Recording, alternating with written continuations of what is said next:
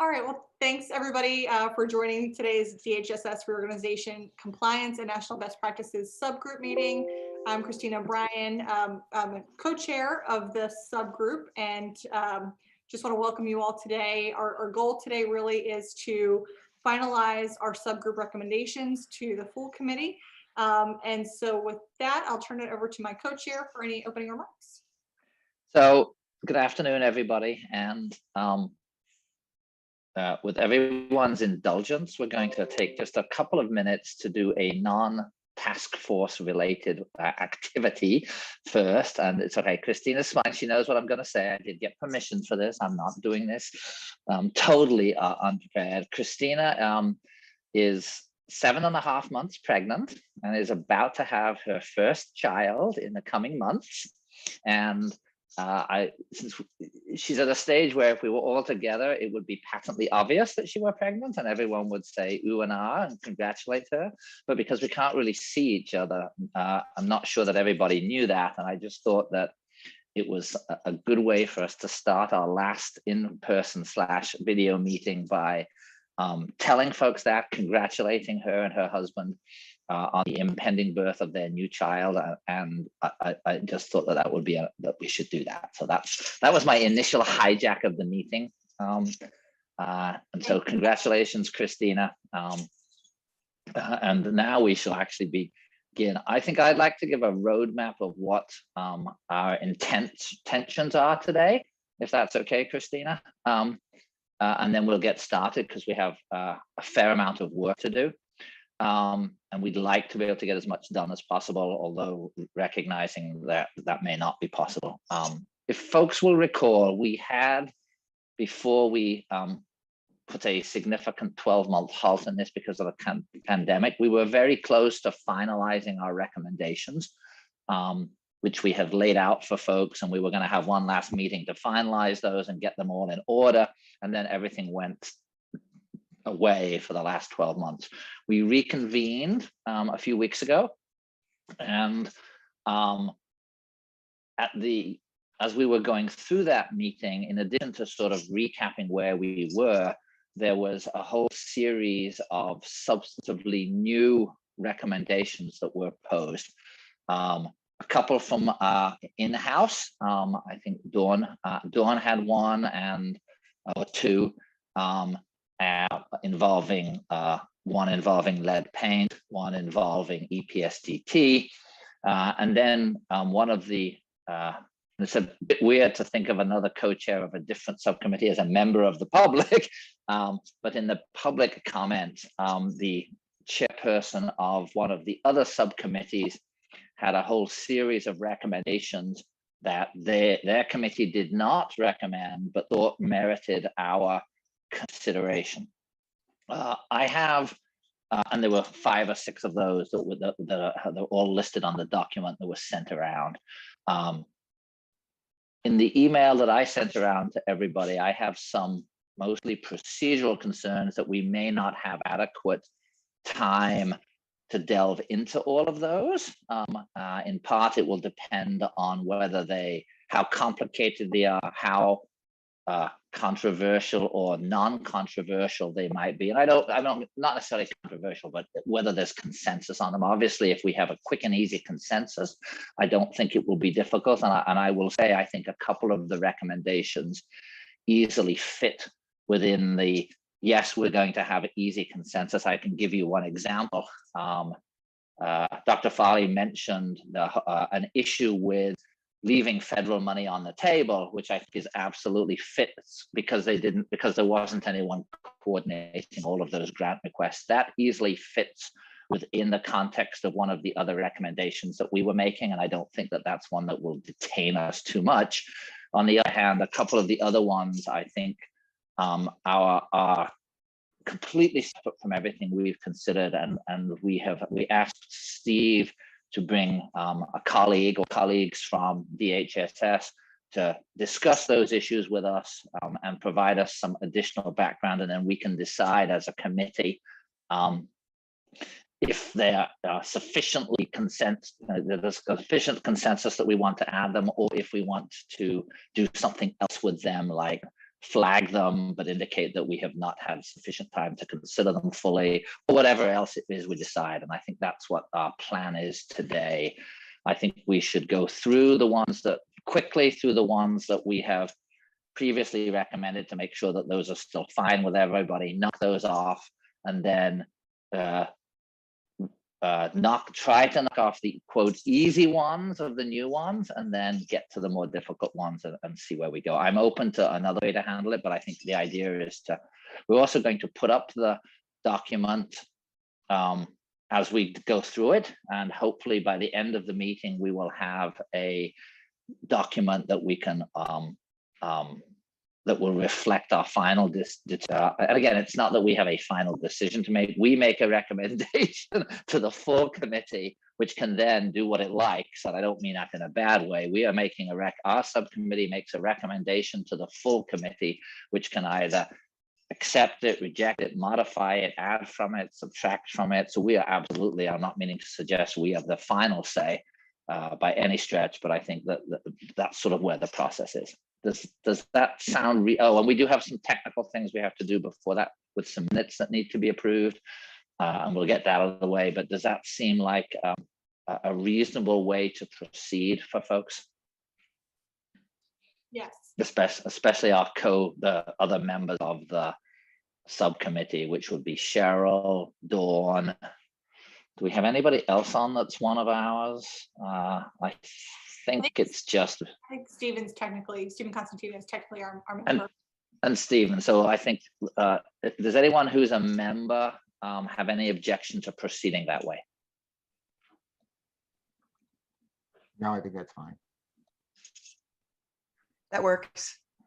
Okay, great. No objection. All right, let's do it then. All right, John, do you want me to take over for the minutes? Yeah, you want to do the minutes and pull up the screen share? Yep. So first of all, just looking back, there was minutes that Alexa sent around. Thank you, Alexa, very much for sending these and finding these minutes from March 2nd, 2020.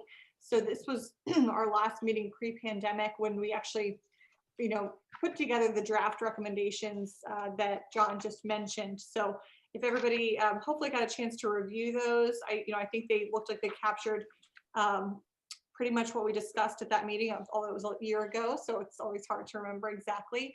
But can I get on the March 2020 minutes a motion to approve those? So moved. Second. All right. All in favor? Aye.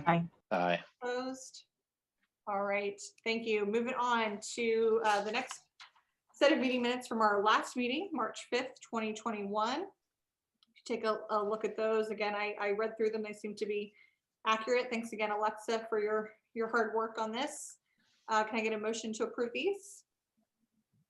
Move to approve the minutes from our last meeting. Thank you. Second, Stephen.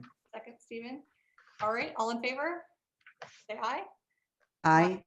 All right, any opposed? Great, crossing that off the list. Thank you, everybody. And then maybe we should proceed next to our, John, should we do this discussion of recommendations and introduce Stephen Groff, our guest from DMMA? Yeah, sure, let's do yeah, I was going to do it the other way, but yeah, let's do the difficult work first, which is the talk about the new ones as opposed to just whipping through the existing ones. I think that's fine. I'm fine either way. Sorry. I don't care. No. It's totally. I don't care. I really don't care. It doesn't matter. I mean, I think we just have to remember when we do, and when I say difficult, I mean the ones that will need more discussion. They may or may not be difficult. I think if we start with those, which is completely fine, we just have to make sure that we leave enough time at the end to mechanically do what we think we need to do before we close. All right. Do you want me to share my screen now? That would be awesome. All right. Hang on one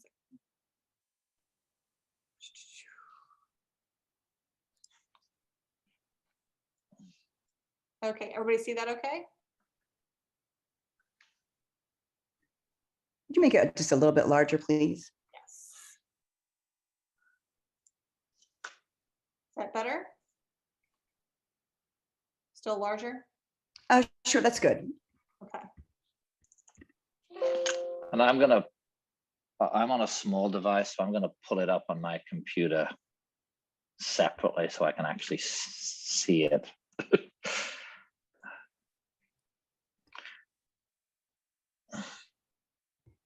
Yeah, I got it. Perfect. Okay. All right, so skipping down to our additional suggestions made, and we'll come back to our original ones. But just wanted to say thank you to Stephen Constantino and to Steve Croft for joining us today and providing some feedback on some of the new recommendations that were highlighted and made at our last committee meeting. And so I don't know if maybe we want to go down this list and see if there's any feedback from Stephen or Steve, or if Steve, you just have some comments you'd like to make to begin with. So I leave it up to you, whatever you're more comfortable with. Well, this is Steve, and thanks for inviting me, and congratulations. I'm glad I was here to hear the news. I wasn't aware. Thank you. Thank you. So it's nice to know that I'm considered the difficult part of the agenda. Thank you, John. Not you. But we're thrilled that you're with us. It's important that we hear from you. Yeah, so I'll try to address what I can, and I'll honestly, I'm not sure if you're expecting me to address some of these that I'm not so sure about, but let me start with the one that clearly is within my realm, and that's the EPSDT compliance regarding the developmental screenings. So it's nice to see Dawn as well. Hi, Dawn. We did have a meeting with Dawn and Senator Poore and Representative Williams a few weeks back, and had an introductory discussion around this. I know it's our intention to have additional meetings, which we've been unable to date to schedule to talk about a path forward. I'm not going to in any way try to say that our performance on this particular child health indicator is in any way stellar. And so, you know, we agreed in that meeting that this is an area we need to focus on. I do think it's important to understand that our understanding of what the real issues and barriers are is very limited. The core indicators that are reported by states are exactly that. They're reported by states. If you go on the CMS website, actually the list of footnotes for how states compute these measures is longer than the actual data on the measures themselves. It's interesting that depending on the state, subgroups, subpopulations may or may not be included in their measurement. The way in which they measure will be different. So I say that just that we need to understand how much meaning the data actually has. We also know that this is very related to not only compliance by the physicians themselves, but in their reporting of whether or not they are performing the developmental screens. And as I looked at the data, only 28 states report on this measure. The median percentage is 32.7%. Delaware is slightly below that, which is why I say we obviously have room for improvement. But I think it speaks to the fact that this is not something where anyone is performing exceptionally well. There are 2 or 3 states that I think were approaching the 80% mark, but the top quartile is only performing at 54%. So with all of that being said, I completely agree that this is a measure that needs further focus and attention from the Medicaid program. And we want very much to do that in collaboration with our MCO and provider partners. Also very interested to the extent that the Department of Education wants to collaborate in that, given their focus on this issue. But I'm not sure that we are at a point where we could meaningfully apply mandates or performance standards without potentially risking participation by pediatricians in our networks if they are opposed or are subject to financial penalties for failure to meet standards. Also, just want to note that we have recommended to the Healthcare Commission that this particular core indicator be included in the benchmark reporting going forward for the state of Delaware, so that not only do we continue to track and monitor, but that it has the visibility that it deserves. Can I ask some questions? Certainly. So when you said, and Dawn may be able to answer some of them, when you say meet with Dawn, and maybe Dawn, is that Dawn individually or Dawn as part of is there a advocacy group or organization on, and I don't mean this in the way, I'm searching for the right words, that Dawn is Sure. speaking on behalf of, that would be at the table, or is it, or Dawn, is it you, Dawn are the person, or is there some, because you've talked about the pediatricians who are, Yes. there's various constituencies here. There's the pediatricians, there's the MCOs, there's department, and then, for want of a better word at the moment, there's Dawn, and I don't mean that in that way, but No, I don't. is there an organized? Is there an organized community, and does it have a name? So there are several of them. So Delaware Readiness Teams are statewide teams that are supporting children birth through 8 and their families. So there's a focus on ensuring that children birth through 8 receive the services for which they are eligible, and supporting families and educating families. And I believe that Diane Frenzel, she's an attendee, can speak about Delaware Readiness Teams, but I'm a member, and there are many, many, many of us serving on these teams. Another is Reading Consortium, and that's what really led me to do a deep dive into EPSDT. So I had been doing a lot of. So it sounds like there's a coalition on the side of not representing, and I don't mean in any legal sense, but on this. So you've got the department, you've got the MCOs, you've got the doctors, and you've got, for want of a better word, what I'm just going to describe as Dawn's coalition, even though I know it's not yours. We'll give it a name at some point. Sure. Of advocacy groups who are and it sounds like the department is willing to commit to a process to work with the various constituent groups to come up with a plan to attempt to move closer to what we'll call compliance over the coming months/year, without with a goal of coming into as much compliance as you can, and then sort of haggling in a good way back and forth about what's the best way to do that. And again, I'm not saying that that's going to be satisfactory on the advocate side, but does that accurately describe the department's position at this time as for what they would not have, what the department would be on board with? I can definitely say the Medicaid agency is on board, and I doubt that there would be any concern on the part of department leadership, although department leadership is looking at me right now. Yeah, that's okay. So would you say, and would you say, so we began by talking about developmental screening, but what we have here is screenings. So we're talking about lead screening, we're talking about autism screening, we're talking about vision, hearing, dental. So absolutely, we began the discussion by talking about developmental screening, but EPSDT encompasses many different screenings and preventative measures.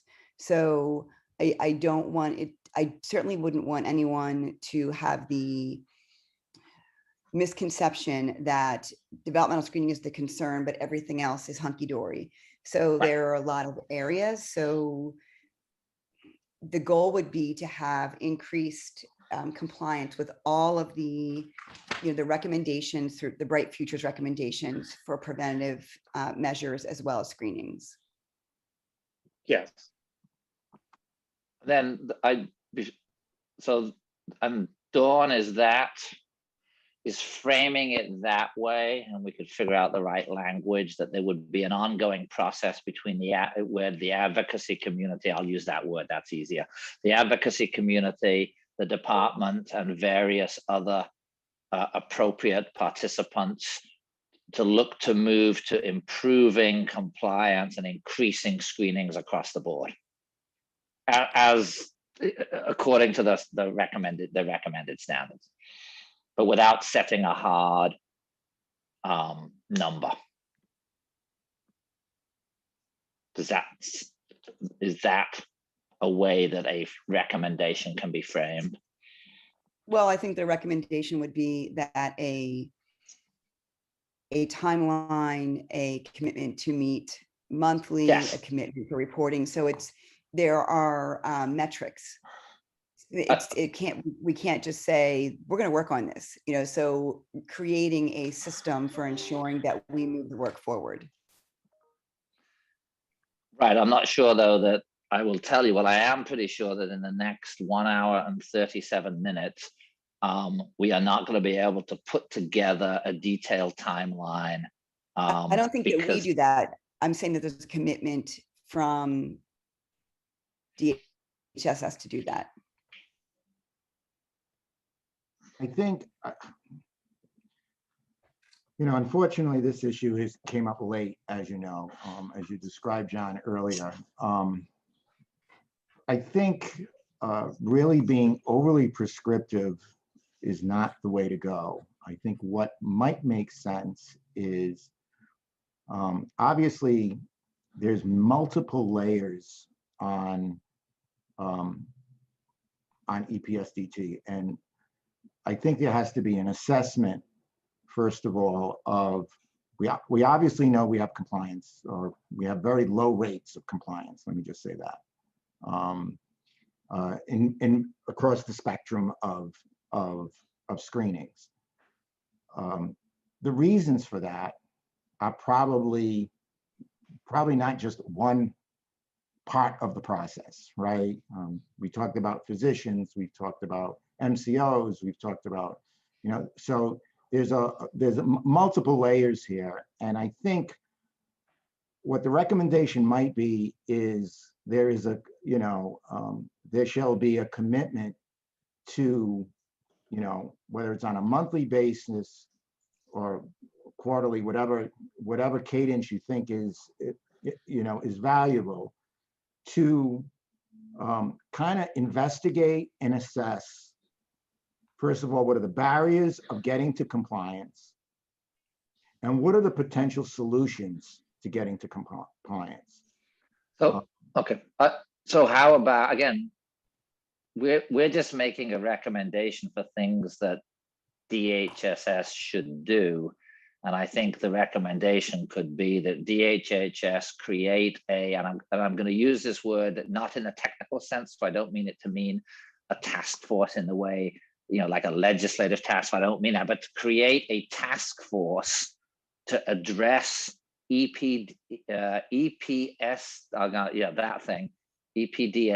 compliance across the board, and the barriers that exist to such compliance and how to overcome them. And so there would be the recommendation that create a working group, whatever. So and do it that way. And so that, I think, is one way to do it. I also want to jump in, and and this is probably going to annoy people, but I'm just going to say it anyway. And you can tell me if I'm wrong about this. And this is specifically about lead paint. There is a lead paint task force, right? That's very active and does lots and lots of things. Yes. Seems to me and I'm prepared for someone to tell me that I'm full of baloney, but because it won't be the first time that someone has said that to me, that if and that task force has a broad range of participants, including folks from the advocacy community on behalf of families with children who have lead paint issues, and that they are adequately represented on that task force. It seems to me if there's a task force addressing lead paint issues, not clear why we want to jump into that mess. And I don't mean that it's a mess. I don't mean a mess but it's a, I'm not sure that at the last minute, there's a lot of point in us jumping into lead paint stuff if there's already a fully fledged task force whose job it is to deal with all of lead paint issues. Because I know even at legal aid, lead paint is some issues within lead paint are not complicated, but there's a lot of complications on sort of the bigger picture on lead paint. And I think I'm not sure that we are equipped to do anything about lead paint in a useful and meaningful way, given that there is a task force whose job it is to deal with it. So we have 2 members of the task force who are attendees, and I could, if it would be okay with everyone, we could let one of them in to speak. But they have put forth, there are some recommendations that I would hope that we would vote to support, because we want to make sure that these recommendations are elevated to the full committee.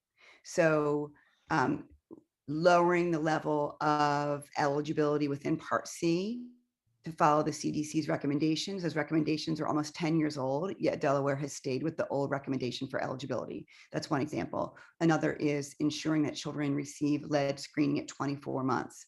So we have 2 attendees. If you're willing to let one or both of them in, Sarah and Amy, that would be helpful. They could speak to that. John, I would actually prefer to I agree with John. Okay.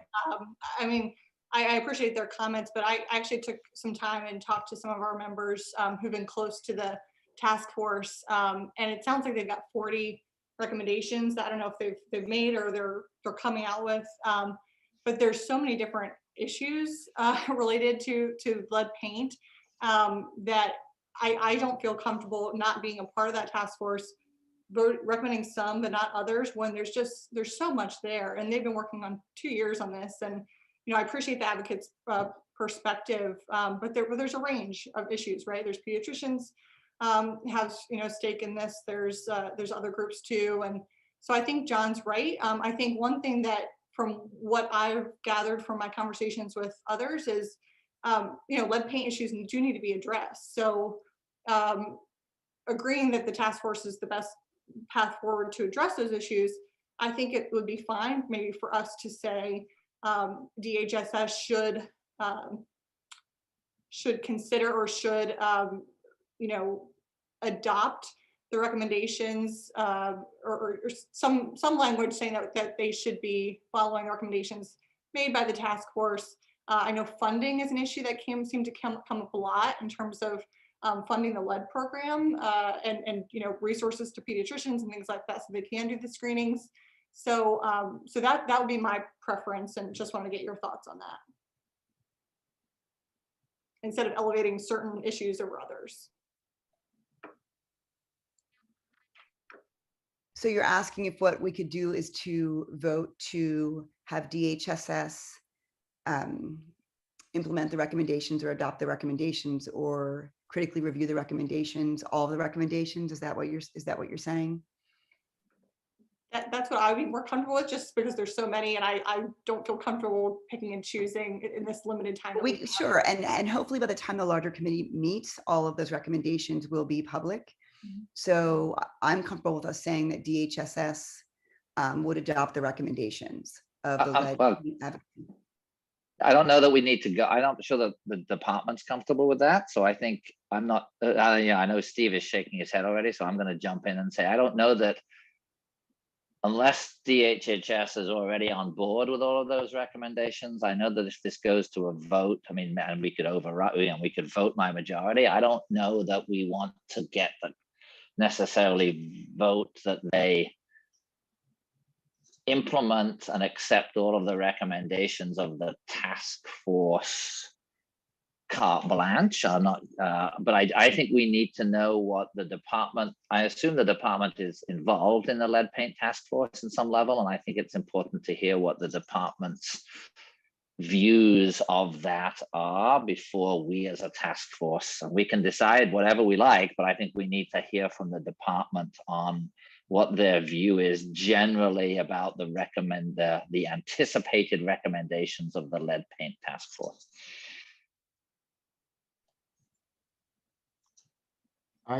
Again, I like what we did with the working group.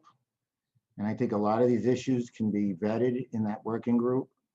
I'm really concerned about process, where, as we become prescriptive in these recommendations, things that DHSS, and I'm not even talking about secretary's level, I'm talking about the divisions and haven't even vetted or, and I do agree, I think duplicating the work of another task force is really not what we should be doing. It should be more collaborative in that effort.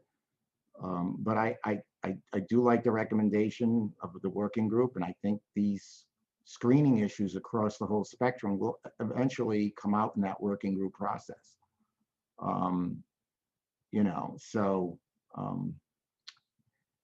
I kind of agree with what you said, John, in terms of kind of the vetting the process, and I think this covers it. I'm going to push you a little bit, Steve. I assume the department is aware of the lead paint task force upcoming recommendations. All 40 of them, I assume. Yeah, and that's not my specialty, so. No, and I assume the department is part of the lead paint task force. So this is a lead poisoning issue. I want to make sure. I'm saying lead poisoning. I know. So sorry, but lead poisoning caused by lead paint, presumably. Well, but not just lead paint. They're exposed to lead in other ways. No, I think what I'm saying, John, is that if they are part of that process, that's that process. Right? Well, what I'm asking is what I'm trying to ask, which and the answer may not be yes, is the department supporting the recommendations of the lead poisoning, I'll get it right, the lead poisoning task force, or is the department not yet in a position has not taken a position with respect to those recommendations yet? That's what I'm trying to push you a little bit on. Yeah, and I don't know, again, I'm going to try and find out in a little while, but through the magic of text, but I don't know. Okay, and I think that's important to know. I mean, we may decide, as a committee, to make a recommendation anyway, but I do think that and I'm happy to hear when we get through some of the other work that we need to do back from the folks from that task force, but I'm very leery of jumping into a issue based upon one meeting where we discussed an hour. I just think that's I don't mean because anyone's done anything wrong. I don't mean this is not an accusation that anyone has that this is a deliberate plan to slide this in or anything like that. I just think that it's because because of where we are, and because we've had a year of COVID, and because we're at the end of our process, I think tackling something complicated and difficult in half an afternoon is a bad idea. Even if ultimately everybody, including the department and all its folks, think every single one of the 40 recommendations is the best thing since sliced bread, I'm not sure that we're in a position to do that. And the irony is, so I think we at best would want to, since we don't know enough to take a position that DHSS needs to engage with the recommendations of the task force. not necessarily that we support them all, because I don't know enough to know them without. I don't know what the department. So that would be my inclination. I think it's too complicated and difficult to do in one afternoon meeting. I think it would be we'd have to have a day talking about it, like a full day in here, and it makes me uncomfortable. Yeah, John, I agree with you. In terms of addressing this issue in some way, and not saying the DHSS agrees with all 40 recommendations. I apologize if I indicated that. Definitely don't want to put that out there, but I agree with your maybe changing the language if we are to include this in some further study, that DHSS engage in the recommendations of the task force, which I think they already are, but just so that we're elevating it as a subgroup that lead poisoning is a concern, and we just want DHSS to be working on it, which I know they are. And I totally recognize Dawn, and I think let's just ignore that. The full committee may decide, no, we want to do this, and that's fine, and the full committee will do what it does when we have our full committee meeting. And I think that though, if that probably will be raised at the full committee, and we'll all have our say on that. So ours won't be the final word on it in any event. Well, I do know some from DPH is on that task force, and I also got a text saying that we're now staffing it. So so we're obviously very involved in it. Again, I don't know what positions are being taken, quite frankly, but I can tell you that obviously we're pretty much involved in it.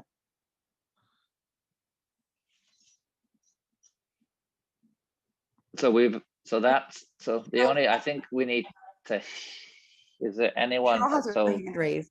I was going to say, Cheryl, do you have an opinion, Cheryl, that you'd like? Yeah, I wanted would you like to with weigh in on this? Yeah, I just wanted to agree with the general sense. I think something that a more general statement about, conferring with the division, with the department on this, and maybe the only thing you may want to add to that is some type of a timing as to when further information might be available on the status of the issue, something like that. And that might give some type of not a deadline is the wrong word, but some type of timeliness to the concerns of the group that weren't addressed. Like, is this task force have a report that they do each year? Is there some type of do they send something to the General Assembly? How does, what is the process for this group, so that could be included in this, so it's not just does it go on and on and on and on, and some type of timing language. Okay, I agree. The other thing is, because I don't think we want to, I don't think we are intending to do this. I think it would be appropriate for us to indicate that if we don't have consensus on this, even if we have a majority, to say, a majority opinion and a minority opinion. I don't have a problem indicating that we're not unanimous on this. That's, I think, completely appropriate. If folks feel, I think we have 5 voting members today, right? Assuming, I think Steve's a voting member. So Steve, in the technical sense, Steve, Christina, me, Cheryl, and Dawn. And I think not that we would count, not that I would say in the report what the votes were, but I think it's appropriate for us. We could report out a majority position and a minority position in transparent, so that there's transparency in our recommendations to the full committee. I'm fairly neutral as to whether we want to do that. I would prefer us to reach consensus, but I understand that these are important issues where reasonable people might disagree. So I think one option is to report out, if we don't have consensus, a majority position and a minority position. Again, we're not going to go into like pages and pages. That is not what we're doing. But I think we could articulate two two stances there, given where we are. Again, I think we need to hear back from Dawn on that as to whether she would, assuming that the softer, for want of a better word, that the softer, less mandate version is something that she opposes. I think we need to hear from Dawn on how what you would want us, how you would prefer to proceed on that. So the committee didn't meet for 6 years until advocates got involved. And so I have my notes here. It's the Childhood-Led Poisoning Advisory Committee that reports yearly to the General Assembly. So what I would recommend is that, so the draft recommendations were already voted on. So I would recommend that DHSS be required to review the recommendations and move towards implementation. Again, there are things like work compliance or national best practices. And the Centers for Disease Control recommends that, this is just one example, that children be eligible for early intervention in Part C, birth to 3, with a blood level of 5 micrograms per deciliter. But in Delaware, we have 10 micrograms per deciliter. So we're following an old standard, and we have been for 10 years. So there are examples like that we could recommend right away. But then there are additional recommendations that we would. So do we make a recommendation that DHSS review with the, I'm not sure the best way to get action on this because there's a lot there. How do we hold? I don't think the majority of us are comfortable with telling DHH that our recommendation is that DHS has to follow what this task, because we haven't had enough time to hash that all out. I absolutely think that we have enough to say that we recommend that DHHS, the first half of what you said, which is, consider them all and engage with the task force about the best steps forward. But I am uncomfortable with a mandate, but I'm prepared to, and I think when I say I don't mean I personally, I think we are prepared to report out a minority position that says that would mandate compliance with some of the recommendations. But I think that my sense is, from listening to Steve, Christina, me, Cheryl, and you, Dawn, that of the 5 of us, you're the vote for the mandate, and the rest of us are not a vote for a mandate if we have to put it to a vote.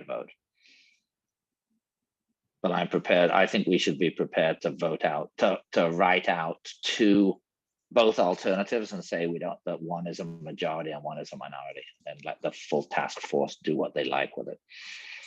I can live with that. Thank you. Steve, can you live with that? Yeah, that's fine. I told you I'm big on process, because even great ideas, if you don't do the right process, it gets criticized. So you're comfortable with but voting out a majority and a minority view for the reason we don't need. I mean, it's not going to be a detailed analysis, but a consult, evaluate, recommendation, and then a minority position, which is implement. Yeah, I just don't like the vote to be misconstrued and then we're not concerned about the issue. So, absolutely, it won't be I don't think we will write it that way. Okay. I think it will be. I wanted to say something. I think updating, having the DHSS work with the task force and the group to update information, modernize words like that, maybe a better way to say it, to Dawn's point. Those types of things, I think that's certainly appropriate in a timely manner, some types of things like that. And I'm sure that knowing the department, and I'm sure it's in their interest to do so as well. So why don't we do this, which is not what I had wanted to do, but I think we might be stuck with it, is why don't we, because I think we're going to have to wordsmith it a little bit more carefully than we can wordsmith it on the fly, is come up with some semi-mandatory language see if that's in accordance with everybody, and then either vote out a couple of variations, one of which will be, if there's two, one will be softer and one will be harder, making clear that it's not that the department doesn't say that they ultimately will do this, but that at this time that we don't have enough information. And I think we're going to say this in our other recommendation, that we feel not sufficiently informed to be able to mandate it at this time as a recommendation and do it I that have way. a problem on the rewrite on B. You have a problem or don't have a problem? Right. I think Dawn's position is a little more specific and tighter about certain mandates that she would Okay. like to have you. So the lead specific level one. recommendations- The specific Yes. recommendations were lowering the eligibility for Part C. So lowering the blood level for eligibility for Part C and ensuring that high-risk children have access to screening at 24 months. I think we should put both of those in as the minority position for mandated compliance, but have them written out. Because I don't think there's a majority to do it, but I think that we want, but it's clearly that's what at least one of our, and I'm not actually saying that ultimately, I mean, if I had 3 weeks to look at this, I might well be there. I don't have 3 weeks to look at this, or 6 weeks, or 8 weeks, or 10 weeks, and to listen to all the. So I think much as sometimes it pains me to agree with the department, although I know I am not, and as not being a lead poisoning expert, I am not prepared to say the department today. I think the department we should be recommending those two. I might be. I mean, I might be.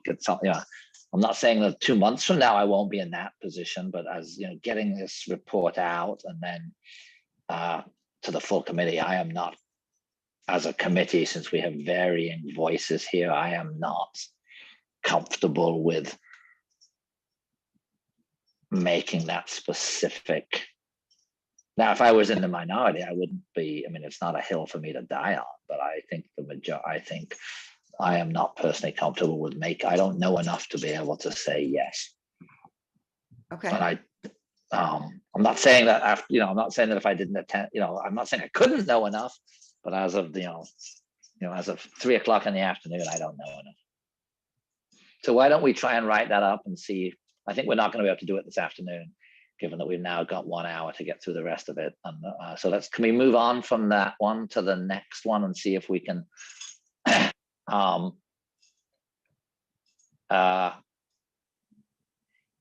some of them off? Yeah, Stephen, I wasn't sure if there's any others that you felt comfortable addressing from. Well, I think I'm going to have to address D since it you are. has Medicaid in it.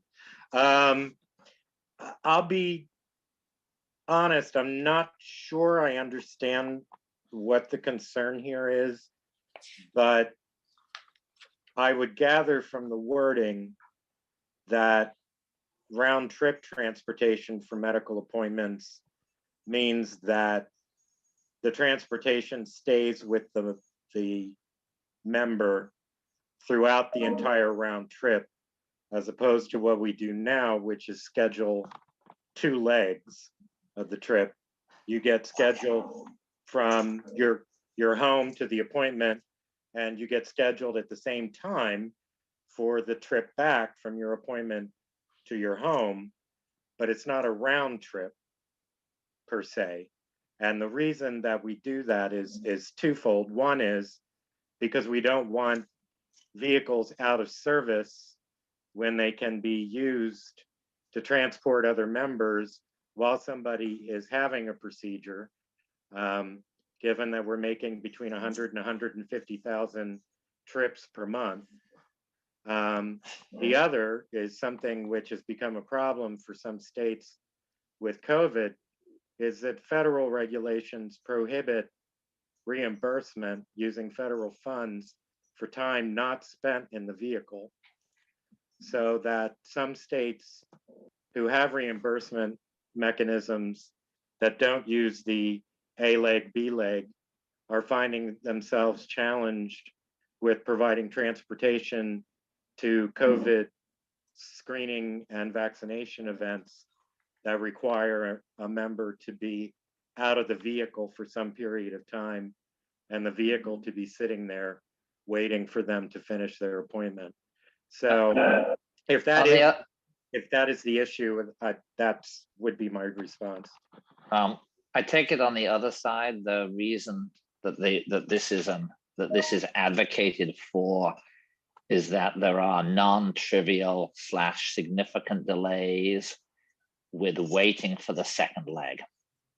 I assume that's the practical reason for this, is that you have leg one, and then because of how this system works, where my understanding is it's the timing of when they're guaranteed is not necessarily as precise as we might like. It's not like calling an Uber and they'll be there in 7 minutes. It's that there are potentially, and I'm assuming there's data on this, significant wait times at the back end of the appointment to get home. Is that the reason why this is advocated for? I would assume, I mean, that would be my assumption. I didn't hear the discussion and I couldn't tell from the minutes if that was the argument being made. I will say we do have data on it. And I hesitate to say this because it never goes over well, but as a percentage of trips, this is very rare. But if you're the person it happens to, it's extremely, challenging, and so I get that. So I think this was one that was passed on to us, I believe, from the Dr. Farley's subcommittee. Right. Do you either of the Stevens, was this discussed with department folks at the subcommittee meeting?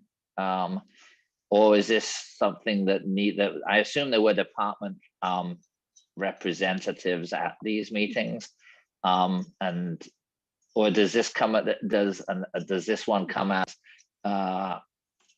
we're not sure where this is coming from, and I can tell you, John, it's never been discussed with the Medicaid program. So I'm going to give you my 10 cents on this, and then I'm happy to shut up and let everybody else on the committee. I think this is too much in the weeds for us to make a recommendation on the last minute. I think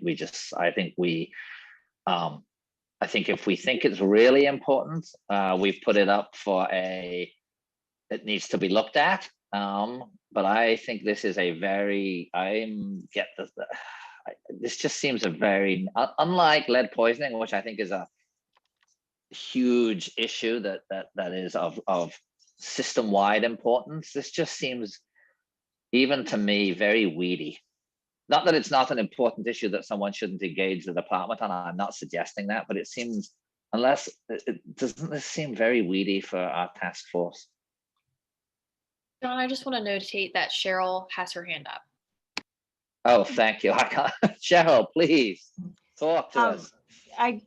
I can't speak to Dr. Farley's group and this particular recommendation, but the transportation issues for medical appointments for Medicaid recipients in the long-term care community I can speak to, and that has been raised, but it's been raised through Logisticare, not necessarily directly with Steve's office, but it's been raised with Medicaid to Logisticare.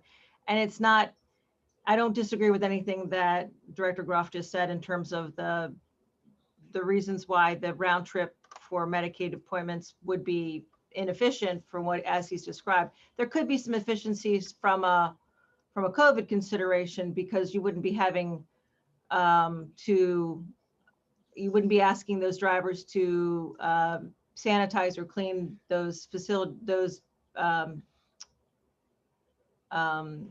the vans in between because you wouldn't be having another person going in and going out, which they're asked to do.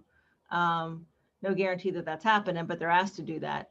But it has been brought up at Logisticare a number of times, just people having to wait and wait and wait and wait and wait and wait. And it's just a matter of not enough drivers and an awful lot of appointments. And that is you're right, it's not Uber. You can't guarantee there'll be somebody who can take somebody and pick somebody up perfectly. From your perspective, Cheryl, is this important enough for us to include at least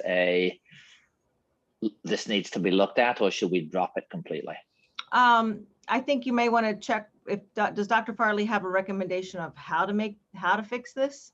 Because yeah, she does. She does. She says do it as a round trip.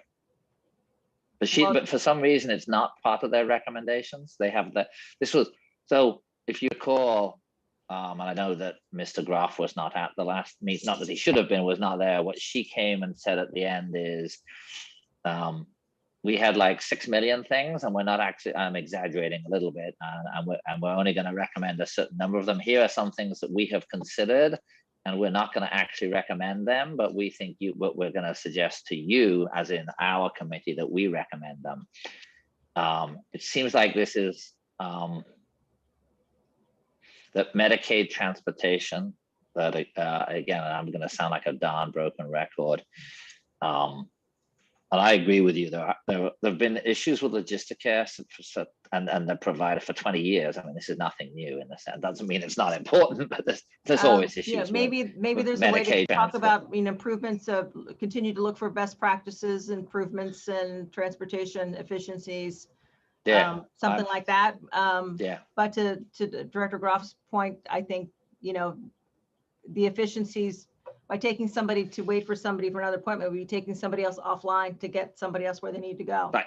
The other issue that may be looking at in Logisticare is, if I do remember correctly, and maybe I'm wrong, is that particular service was also provided for individuals who needed rides for other types of appointments, for all kinds of appointments. And so I think it also became a supply and demand issue. There was more drivers than there was people who needed the appointments. So so short version is, do we think it's, again, do we have consensus on whether we should include something semi-vague about Medicaid transport or do nothing? Mr. Constantino. Thank you. And I'm going to sound like a broken record too, John. I'm going to just opine on the kind of D through I. I mean, you could basically take every Medicaid component and say we have to work on it, and that goes for things that are going 80% well to things that aren't going so well, and again, it's not any of these issues that I think are not critical, can't be improved. We have not really delved into these deeply. I can tell you, I probably can come up with another 10 issues that we should be looking at, that we face day to day in this office, and I'm sure Steve faces in his shop as well, that didn't have the opportunity to get on any list. And I'm concerned about those other issues that aren't getting the kind of attention that they may need. And these just pop up, and we're taking, votes that have not been vetted. We don't know the other side of the stories. And in my experience, just the transportation one, I've had difficulties in transportation in 2 of the states that I've worked in, and Logisticare was in one of those states. But I also think that, again, I think we did such a good job in the original recommendations, because we went through them, right? We vetted them. I'm just like, we're just adding things last minute without really having the kind of process that I think was really evident in how we started and generally how we were going to end. So I'm just going to say that again, not to minimize the importance of these issues, but it's almost like, you know, if you want to just bucket these and say these are potential additional issues that should be looked at, I don't have a problem with that, but to make formal recommendations on issues that we really haven't delved into, I do have concerns with. So I largely agree with you. I disagree with you with respect to letter I. I think letter I is very almost not different from 1E, which we did talk about, which is, you know, so I think I is really is only half an inch away from what we already have in 1E. So I would disagree with you over that one. I agree with and I also think that F is sort of the technology one is sort of also contained within our recommendations in one. So I don't think those are actually not significantly different from what we have.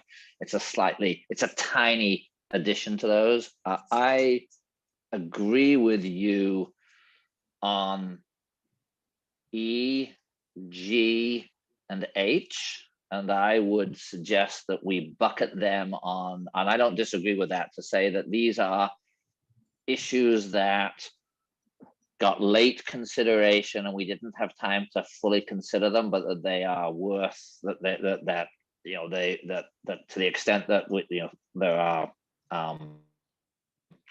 that they may merit further something. Some of them, to the extent that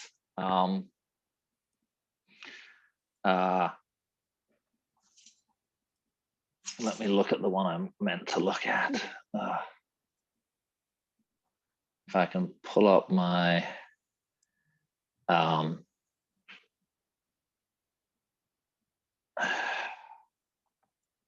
fifth, I do think that our fifth recommendation, which is on the needs assessment, could well uncover some of these, you know, I think we could put it in there as, because this really is sort of needs, right? I mean, potential areas that might come up in a needs assessment, or have a separate one, but I don't have a problem with putting this as other issues that have come up late. I'm not going to put it quite these words, but other issues that may well be meritorious that have come up late in the game and we do not have sufficient resources to tackle them in a meaningful way. So we don't have specific recommendations on what to do with them.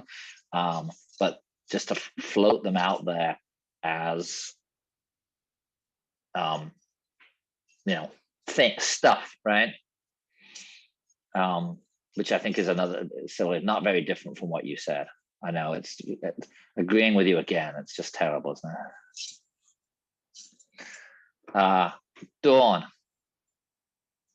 thoughts? Even a broken clock is correct twice a day. So yeah, I know. Dawn, what do you think about these other issues?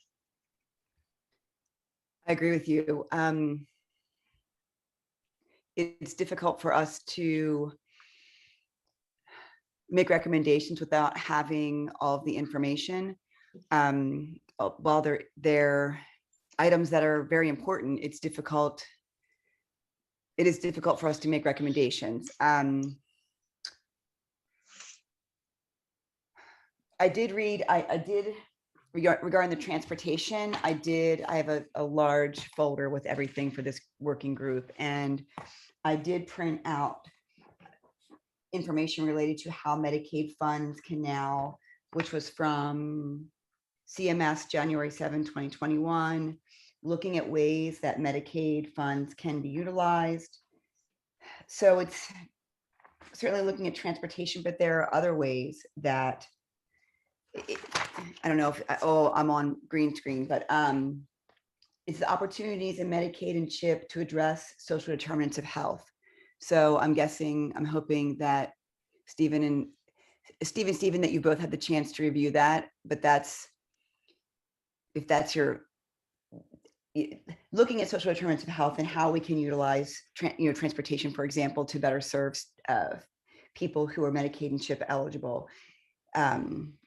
We need to take the time to better review everything, or to have DHSS review the information. So I think what we don't know, which is sort of another way of saying it, we don't know how important these problems are, right? That's the problem. And partly because, and I'll sort of I will put this at the department's, I mean, this is the department's responsibility, is because we don't, and I think the department will acknowledge this, we don't have a good needs assessment from the population served perspective. And so we can talk about all of these problems. I mean, some of them, so on lead poisoning, we know because a lot of other people have done work on this. We don't know, well, we don't actually know, as we sit here today, this group, the Medicaid how big a problem Medicaid transportation is, because we just don't know, because, and I think the needs assessment will help us, if that recommendation will uncover, hopefully, the top 3, 4, 5, 6 problems that do need to be addressed. But I think it would be presumptuous of me or us to say, well, Medicaid transportation is the number 2 problem. We need to spend lots of resources fixing that before we fix something else, when we don't actually know which are the real problems. And again, I think what Steve said is incredibly important in either Steve, is it matters how many people have to wait too long, in terms of whether there needs to be a systemic approach to it. And we can all, one person is too many, but at some level, you're not going to spend $10 million to fix a problem that only one person has. I know that. Go ahead. You make a good point. And the other issue is, particularly the social determinants, when you're talking about housing, food security, transportation, kind of job training, and all of those things, they're cross-departmental. So the other issue is, we're doing a DHSS technically focused, but you've got the children's family, the children's department, which is intimately involved in some of these issues, child welfare, et cetera. You have the corrections issue and reentry. You have the housing agency, so some of these issues are cross-departmental, not only DHSS. So that's another consideration as we talk about these issues, particularly why bucketing them and makes sense, is because some of them are beyond, go beyond the scope of just our department.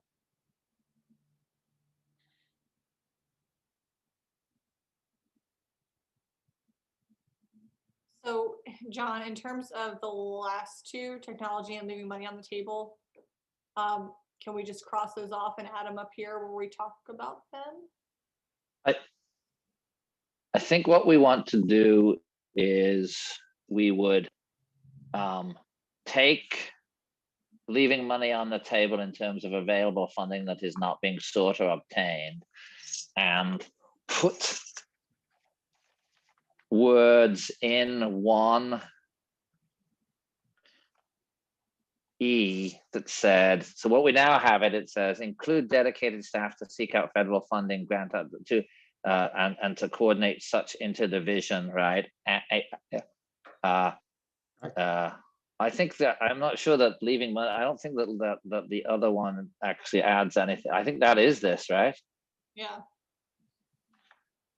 Isn't that, and we could say, with the goal of maximizing available grants when appropriate. I mean, I think we could put that in, which would just sort of, again, it sort of to indicate that you basically don't want, again, doesn't mean you, and I know this only too well, doesn't mean you go for every grant, because sometimes the juice is not worth the squeeze.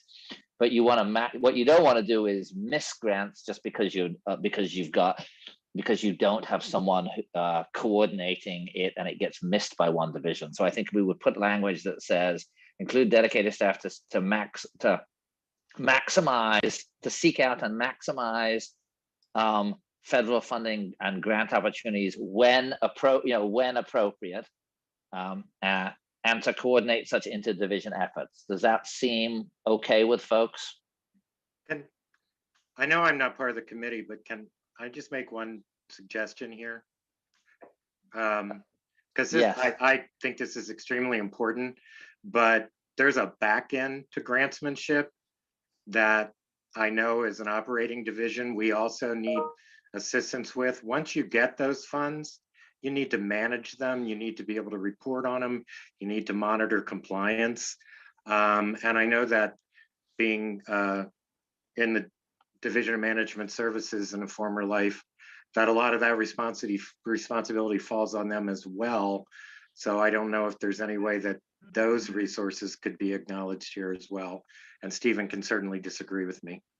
No, I think we actually, trying to think about it. I think we talk about giving the secretary's office and the department more resources in terms of some of these issues. I'm trying to, thank you. And maybe we can add, we got policy, financial, and legal as examples. Maybe we could add grant management in that parentheses. I think we could seek out. We could put a semicolon at the end of E. I mean, there's two ways where you can locate this. You can either do it as part of the secretary's staff, or you could attach it to this one and say, increase resources to permit appropriate grant management, to coordinate appropriate grant management, and put that as part of E, right? Can we add, this is Cheryl, can we add something to E that it's not just interdivision, because in the state, frequently I've seen things that are really appropriate for interdepartments. Yes, we could add interdivision and interdepartment, sure. Because there's things that, I've seen you all do some great things with corrections, do some things with the kids department, DTI. Don't disagree with that. And then I had a question about something that you had further down, Christina, that I wasn't sure, maybe I missed it.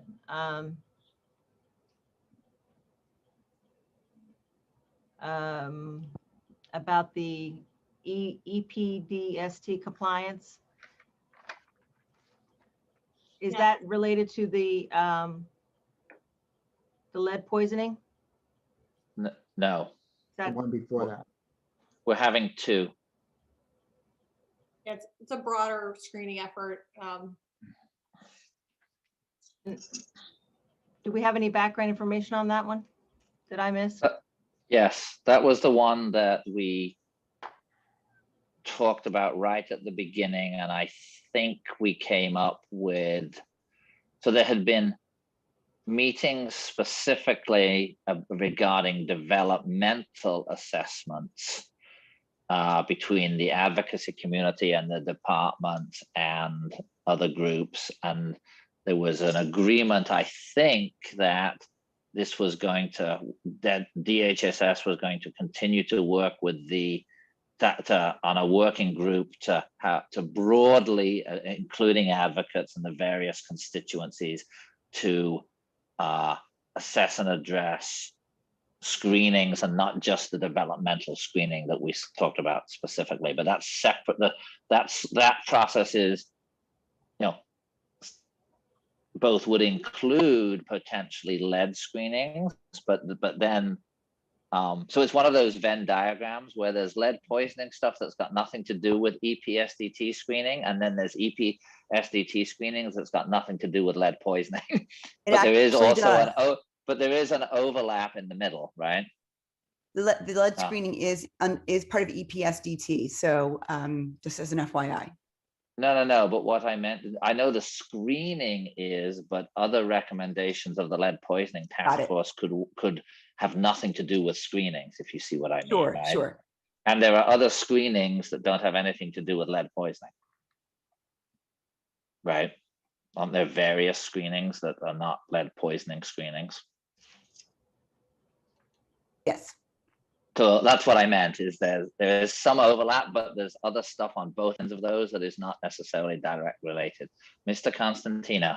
Yeah, I'm trying to think of, where did we put the leaving the, I know we changed the maximizing of dollars. 1E. I got it. Yeah, one of the things, again, this is because this is new on the grant side, is one of the reasons sometimes you don't go for money is that you can't sustain it after the grant ends. Absolutely. It creates a cliff. And sometimes sometimes you can sustain it. You've got a way of doing it, but sometimes you don't. And I think sustainability, somehow, if we could get that in there, I think I'd feel comfortable with it, because So let me tell me if the words "when appropriate" cover that for you.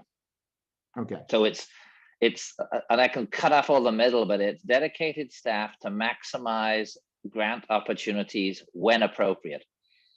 And I agree with you entirely, and I don't think there's anyone at this table that disagrees that, again, if it's a one-time funding that you can't sustain, you may well decide it's not worth, we don't want to do it. This is not about, I'll tell you what I think this is to address. And this is not to address thought out, deliberate decisions not to apply for federal funding. This is designed to address, oh shoot, we missed it because you're not coordinating. And had we thought about this, because it gets slipped between different divisions, had we thought about this, we would have wanted to apply for it, but we missed it. This is actually says nothing and places no change on the department's decision not to apply for certain federal funding because they don't want it, as opposed to, oh darn it, we missed this one, and had we been on the ball, we would have applied for it. So I hope that makes sense. No, that's fine.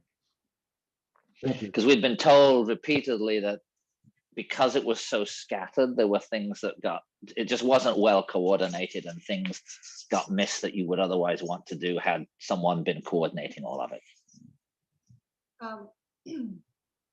I think for technology, I think we cover that in 1D. A robust IT budget to help improve coordination and constituent services would be ideal. John, could we perhaps move on to building consensus around our existing recommendations? I know we're, getting close to 3. I agree. Okay. And I'm going to let you, I've talked way too much, so I'm going to be quiet. No problem. So with recommendation number 1, I'm just hoping we could just ask the group if we have consensus here. I don't know if we need a formal vote, but if anybody has any concerns, please raise them, or any wordsmithing that you feel like really needs to happen here, please let us know now.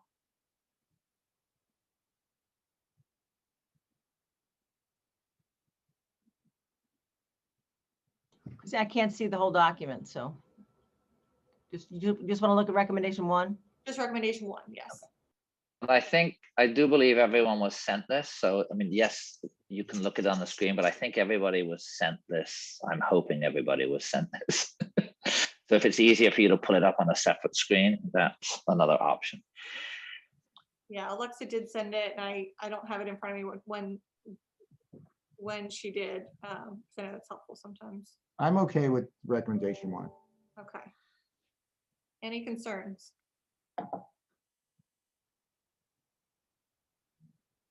All right, I'm going to consider this approved then as part of our formal recommendations to the larger committee. Thank you. Moving on to recommendation number 2, this is conduct a thorough analysis of the Delaware Code for outdated, inefficient, duplicative, or unnecessary requirements of DHSS. This was part of our kind of vetting process when we had speakers come in throughout the subgroup process. I know now Secretary McGarrick had raised this as certainly being a concern, where things are in code and not done in regs that could easily be better done in regs because they could be updated a lot easier, provide more flexibility. So that's where this recommendation comes from, but I'll give you all just a minute to read through this.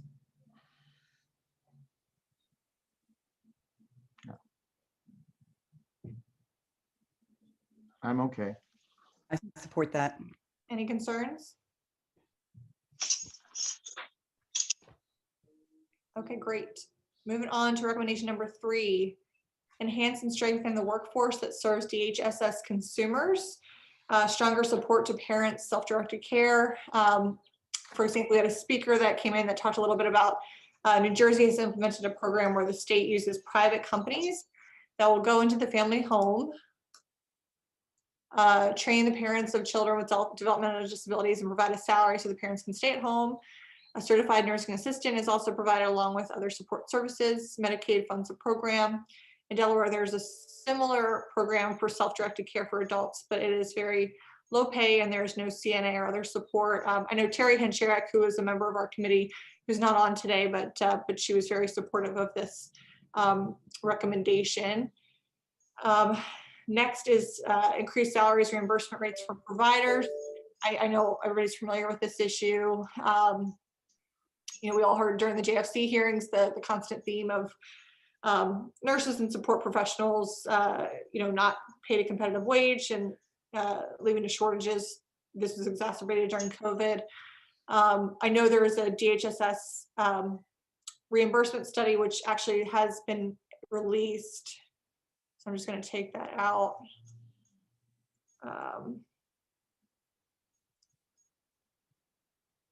And so our recommendation, we just urge increases to providers, including self-directed providers. I would be careful about saying about very low pay without putting in a dollar number, describing what you describe as low pay, because that's making a value judgment about what is considered low pay. So very similar program for self-direct. I don't know what it is, but you may want to say what that number is. And we also have the minimum wage bill, Yeah. obviously going on with this, you know, concurrently with this. So,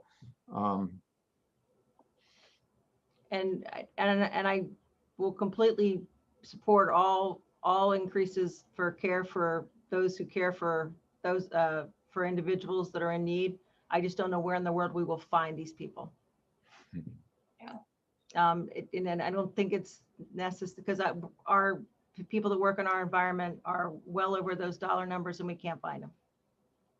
And Cheryl, I'm just trying to find where we have low pay. There's a similar program for self, but it is a very low pay. It's the last sentence before B.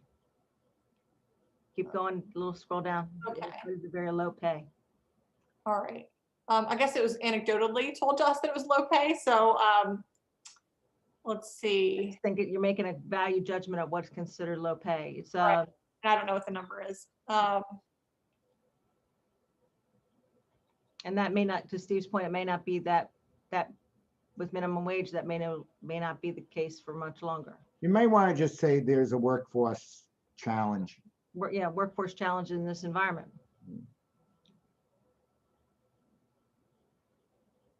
Here where we say low pay, or do you mean? So I'm gonna jump in. I think, well, maybe there is. I don't think that there was much controversy that the folks were, that one of the barriers was the pay rate. Well, yeah, I think you're saying pay rate, barriers in pay rate, but I think the value judgment is saying low pay. Just say that's right. I think we want to have something insufficient. But I think we want to make it clear that the pay rate, as in how many dollars per hour, is a barrier. And I think we want to. I think we need to make it really that has to be explicit here, since that is the right. We don't have to characterize it as low, but we have. But I think I think there's consensus that the current rate is insufficient, generates a problem with insufficient folks willing to do it. And there may be other reasons why they won't do it, but I think my understanding was there was largely consensus that the rate of pay was a non-trivial factor contributing to the difficulty of getting services for people who had the hours approved but just couldn't find anybody to do it. I think we need to make sure that is kept in as a something that as part of it. And I agree with you that if we have a $15 minimum wage, it totally changes. I'm not saying we will, but if we were to have a $15 minimum wage, totally changes the game. But that's fine. But that would be that's fine. But I don't think anyone sitting. I think it would. I don't. The current rate of pay is one of the problems, and I don't care if we don't want to use adjectives on it, and that's fine. But I think we can't shy away from that, and we don't want to shy away from saying that it's the current rate of pay is insufficient.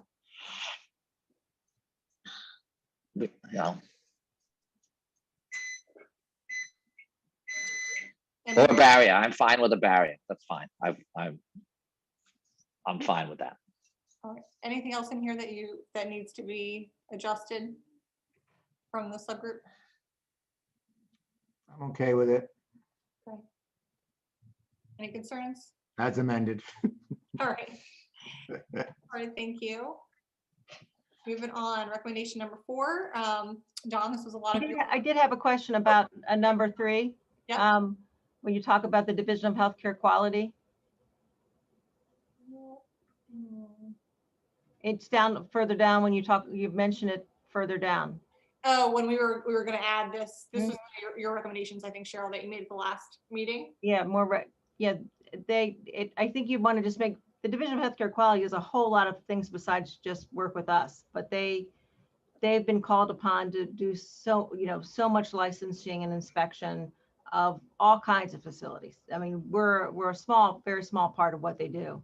And I am always astounded about how much they can accomplish with what they have. And I just think that, they need additional help in a lot of ways. What they need is not really my decision, but I think they need additional resources. And there's a whole lot of other healthcare settings that they don't get a chance to get around to probably, but I would take out overseas nursing homes. They oversee and license healthcare facilities throughout the state. Just don't say nursing home, could just say healthcare facilities throughout the state. And they've got training responsibility. I mean, it's amazing what's on their plate. And after the Sunset Committee yesterday, they just tried to give them a whole bunch of other things, which was making my head spin. But oh my gosh, that meeting was, I can't go there. Yeah. But okay, thank you. Any other concerns with 3? Are we ready to move on to 4?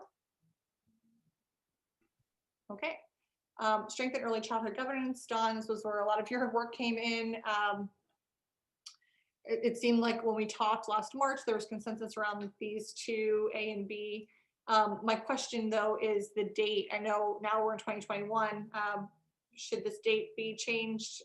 And I'm not sure. So I can speak to those. So the date for the DOE move for IDEA Part C, there is draft legislation that is soon to be filed, and the date would be 7/1/23. So we'll change it from 21 to 23.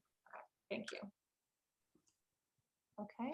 The other recommendation remains 21 because of when the grants go to, or pardon me, the plans that are submitted to the federal government. So the recommendation for this move or this change of lead agency remains the same date. Okay. Thank you. Any edits or concerns with recommendation number 4?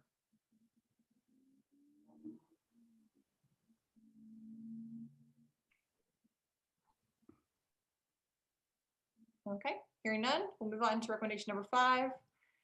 This was the needs assessment that we, of course, discussed earlier. Have DHSS conduct a full needs assessment to better prioritize goals, resources, and changes needed in the department. should we put anything here about, we were asked during one of the full committee meetings if this was more of a needs assessment of the department itself or consumers, and it sounded like consumers were really where the needs assessment was needed. Should we just specify that in here? Needs assessment of services to consumers? Yeah. I agree with adding that. Okay. And I'm fine with that also. All right. Any concerns with number 5? Okay. Moving on to number 6, division of the visually impaired. This was one that we added in again last March. In accordance with the emerging best practices, consider eliminating DVI and redistributing the services it provides to other divisions or agencies better suited to the provision of such services.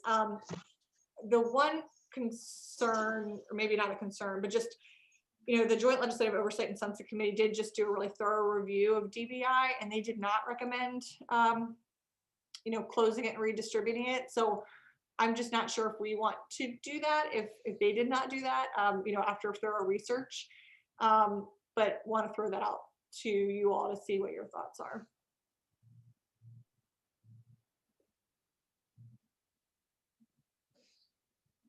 A lot of silence on that one.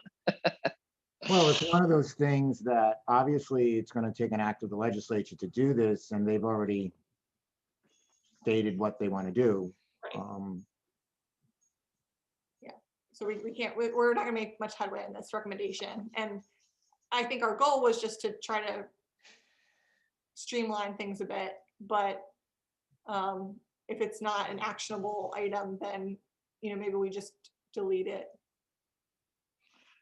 What do y'all think? The other option was you could put it in the bucket list and say, and then, sunset is what, every 3 years? Steve, how often is sunset?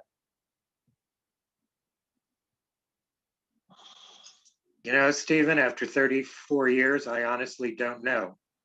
I've never been part of a sunset process. Oh, okay. And I think they've got to pick if they want to bring it up too, even if it's due for review. I think if I'm not mistaken, I think it's kind of up to the Sunset Committee if they. Yeah, which one are you talking about? DVI? DVI. Yeah. Regardless of whether it will work ultimately, and maybe the department hasn't taken a position on this, and I know that has has DHSS taken a position on what should happen with DVI? I don't believe so. Steve, do you, do you know if they have? I honestly don't know. Yeah.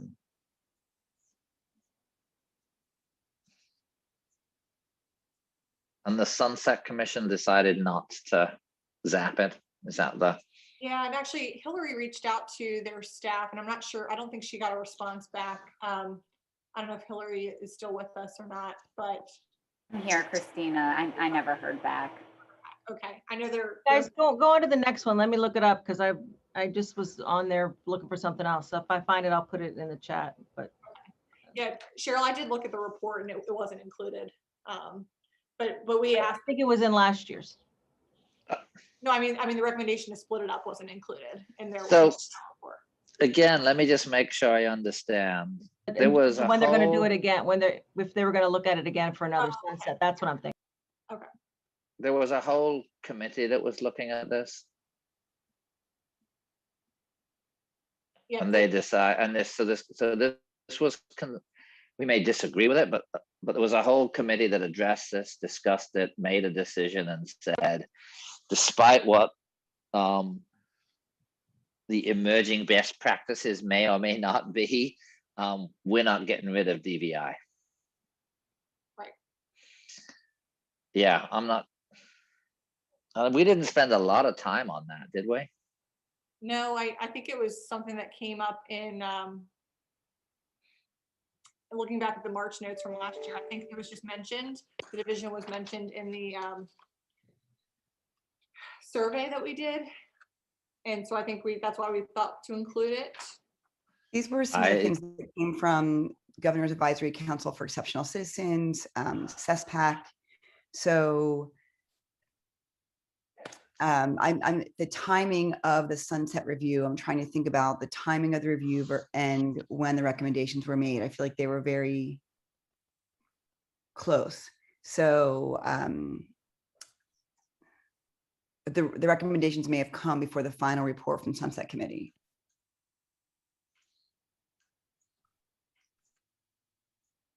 So let me ask the question a different way. Does anyone feel strongly that we should keep it, or should we jettison it? I don't feel strongly that we should keep it. Dawn? I'm on the fence. Steve? I think it probably should be taken out. Cheryl? I don't think it's anything that we have the ability to make a decision on at this point, particularly since it's already been through sunset. Yeah, their staff are pretty amazing, I have to say. They do a lot of really good research. Just having witnessed another issue. But I can agree with us removing it.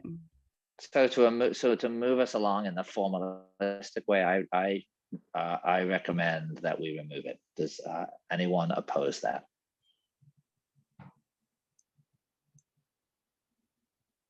Nope. That was easy.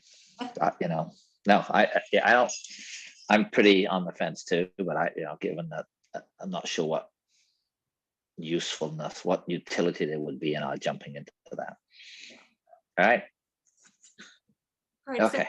So, I guess my only question is, for these additional suggestions, do we say that there are additional suggestions? How do we phrase this additional bucket list of areas?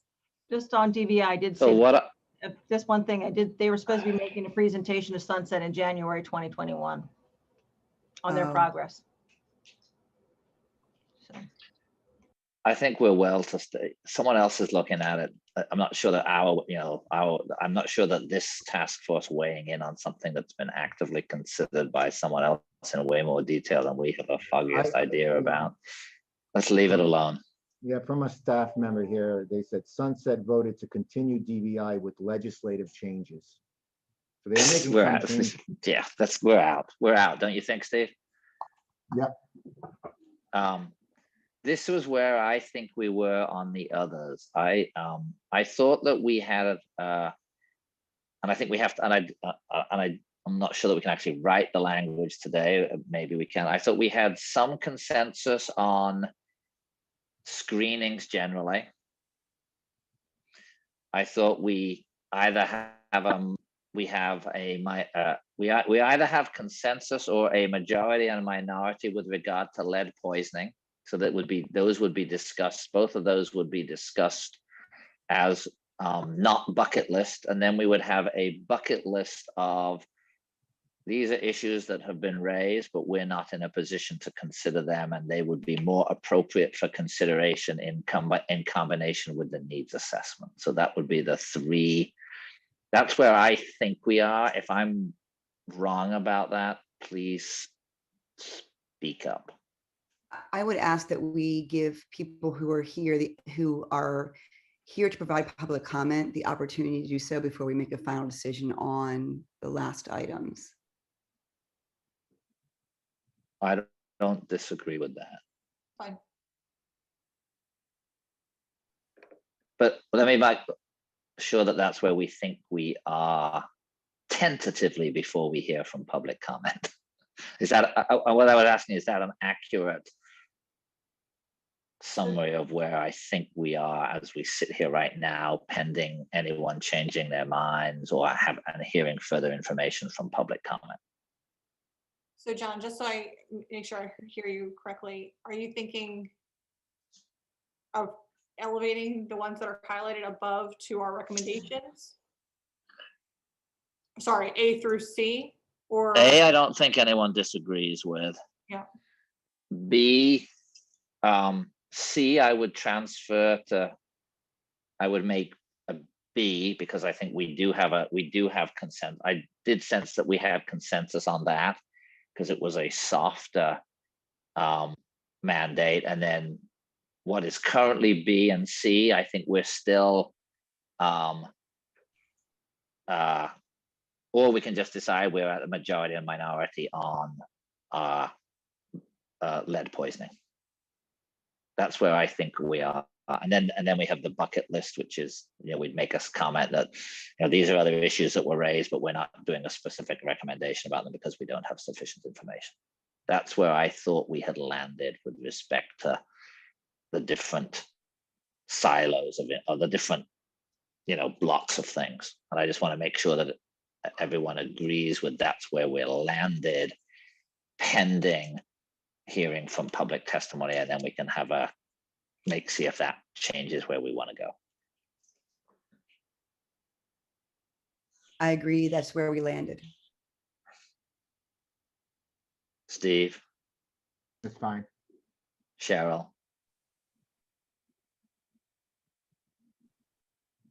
we Okay. scared Cheryl off. All right, That's all. let's hear from. No, I said yes, sorry. No, let's hear, and Christina, I think, is on board with that. So let's hear from folks.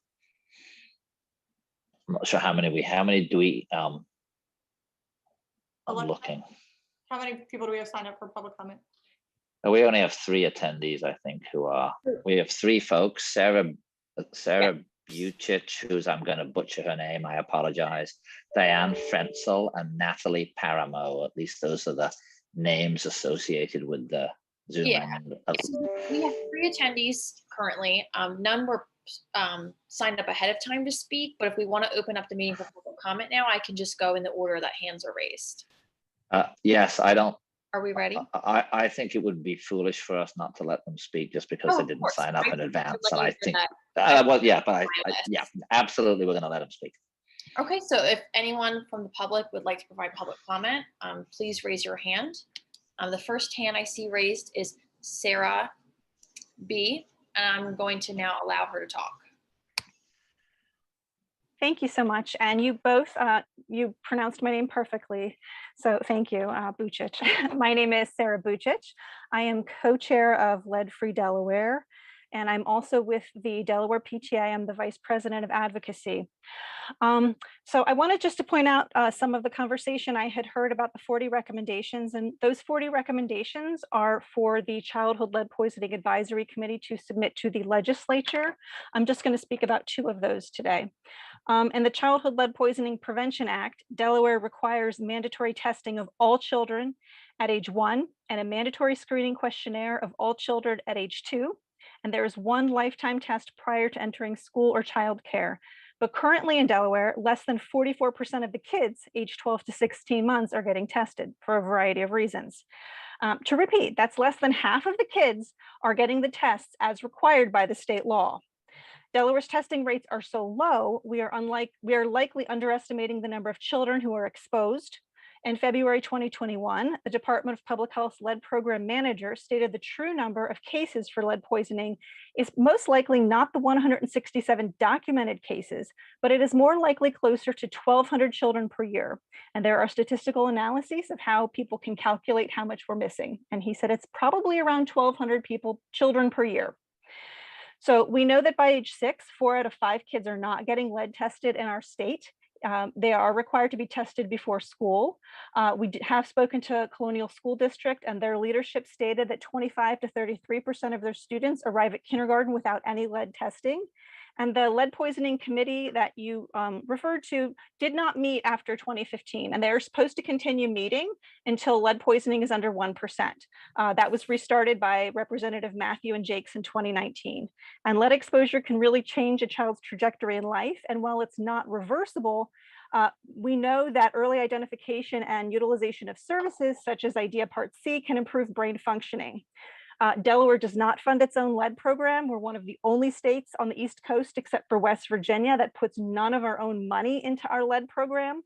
and asking the state to follow the EPSDT recommendations and ensure 12 and 24-month testing happens would be great. And also asking DHSS to reduce the IDEA Part C eligibility level to 5 micrograms per deciliter would allow many children to get federally funded early intervention services, and it would have a huge impact. Thank you so much. Thank you. Thank you, Sarah. Thank you If there are any indeed. other members of the public that would like to provide public comment, please now raise your hand. Next, we have Diane Frenzel. So I am now going to allow her to talk, and I apologize if I mispronounced your last name. Diane, please introduce yourself, and then you can provide public comment.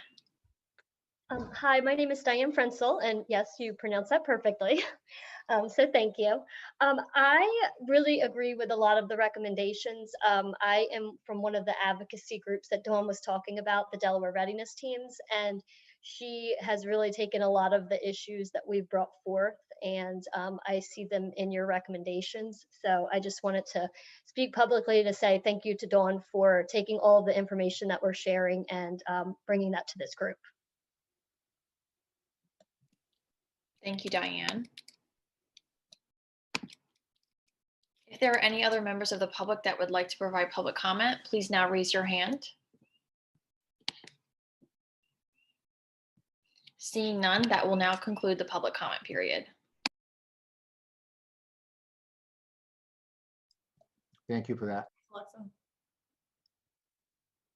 Well, thank you for members of the public for your comments. Really appreciate them. It sounds like we're on the right track. So appreciate your thoughts and your willingness to be here today. So going back to our recommendations, I think, again, John, it sounded like we all arrived at the same place. We've got consensus. I think the only question is kind of this item B on the Childhood Lead Poisoning Advisory Committee, whether we have consensus around B in itself, or sorry, I have A and B, which is confusing. Should probably be like 1 or something like that, or the minority view as you suggested. So maybe I'll just. So I'd like to make a comment before we decide what we're going to decide, and I want to make this clear on why.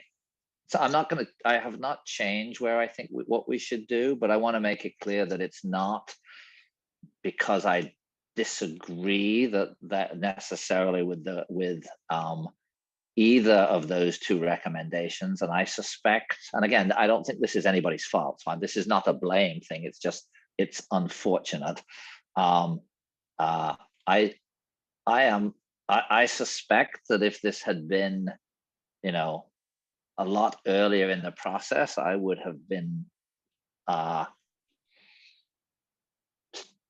probably more aggressively pushing for a substantive recommendation on this and some of the other things. But I think my reluctance and hesitation to dive in is because we haven't had sufficient time. Again, not from anybody's fault. This is not, this is not a blame game. It's that we haven't had time to, as a committee, as a subcommittee, to make a sufficiently deep dive into a concrete recommendation with mandates on the department. I am deeply concerned that, way too many children are suffering from lead poisoning from a variety of sources, and including paint. Especially, and again, this is not a DHSS issue in large part, but the prevalence of lead paint in homes is still terrible, and I think that the lead poisoning of Delaware's children is a very significant issue. I just think we are not at a place, and I am not at a place today where I would mandate those two, although I suspect if I had enough time to consider it, I probably would be, but I'm not there today. And that's what I wanted to sort of just set out. Yeah, thanks, John. And I would just mention too, having some conversations with some folks in the medical field, it's not that pediatricians don't want to test, I don't think, for lead poisoning. I think from what I've heard, ones that are associated with hospital systems, for example, they've got the resources to, having testing equipment there in their offices, whereas maybe some independent docs don't have those resources. So then they have to write a prescription for their families to go to LabCorp or whatever, and there may not be follow-up from the family. So I just want to anecdotally throw that out there. It's just something that I'd heard from some of the medical community. When we talk about reasons for some lack of compliance, I don't want to point any fingers, but do agree that we need to do everything we can to address lead poisoning, and I think at least having recommendation B is a good step to get there. So with that, I think we're at the almost end of our meeting time here. For next steps, I think we're almost pretty much agreed on all the initial recommendations. And then we can work on writing the second piece, maybe sending out an additional document here. But I don't know, John, any last comments for next steps in terms of this process?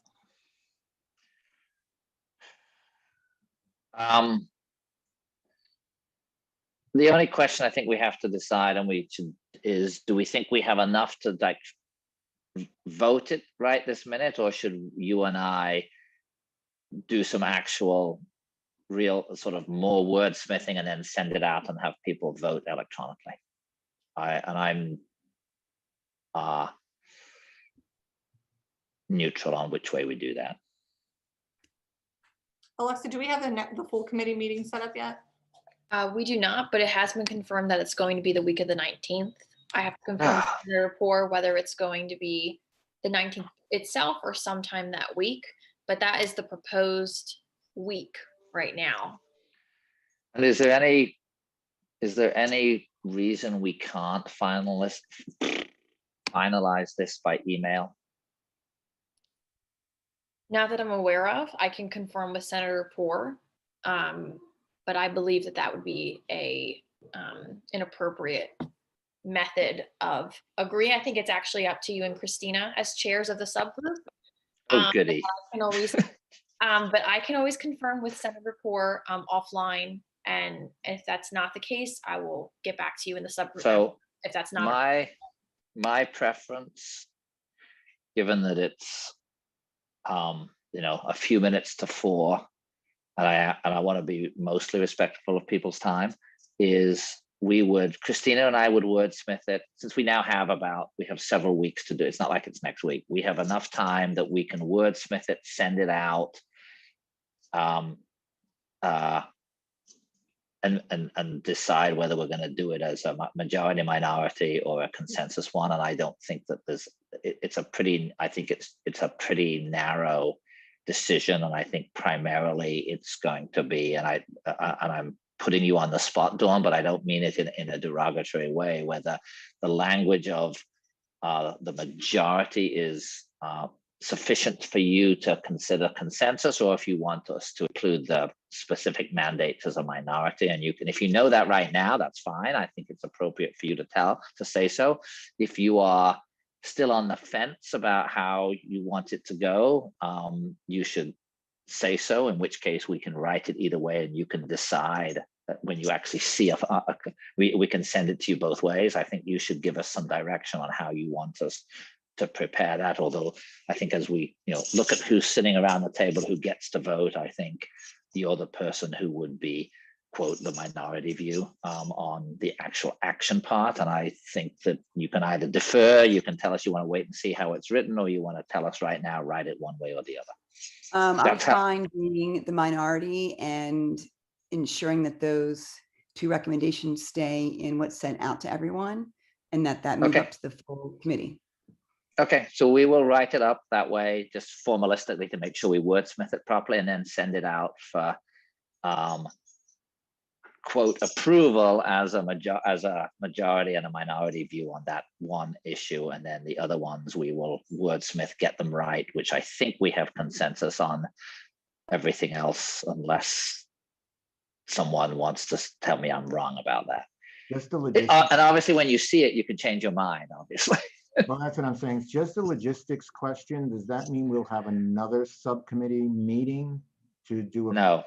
Um, No, my plan is to do it, well, assuming Christina is not objecting, my plan is she and I would wordsmith it to reflect what we think is where everybody is. We would send it out for a vote, and unless everyone thinks we need to meet, we would vote to approve it, and then the document that everybody approves would be what is presented at the full meeting as our subcommittee's recommendation.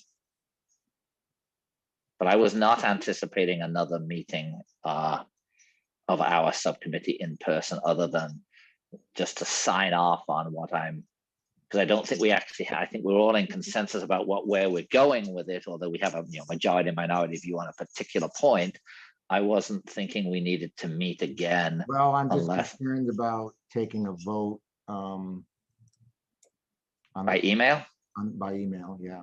Let's ask. Should we ask Senator Poore if she's okay with it? If she is, we're good. I mean, because I have no problem voting this today. Okay. I'm just saying, I don't have a problem. If everybody wants to vote it today, I'm fine with that. If the final product doesn't match for some reason what we just all agreed to, then we could probably have enough time to reconsider it. Okay, I can live with that. Yeah, let's do that. Let's do that. Is that okay with the group, or? I don't want to. Alexa, what were you gonna say? I'm sorry to interrupt. I was just going to say that if there was agreement upon what was going to be added, and then the actual language was added offline and sent for final approval, that would be, acceptable as well. That's what the Service to Consumer subgroup did, is they had agreed upon what was going to be in the report, and then they had actually done the writing of the report offline and shared it with the group for a final consideration. Okay, well, that works for me. Does that work for you, Cheryl and Dawn?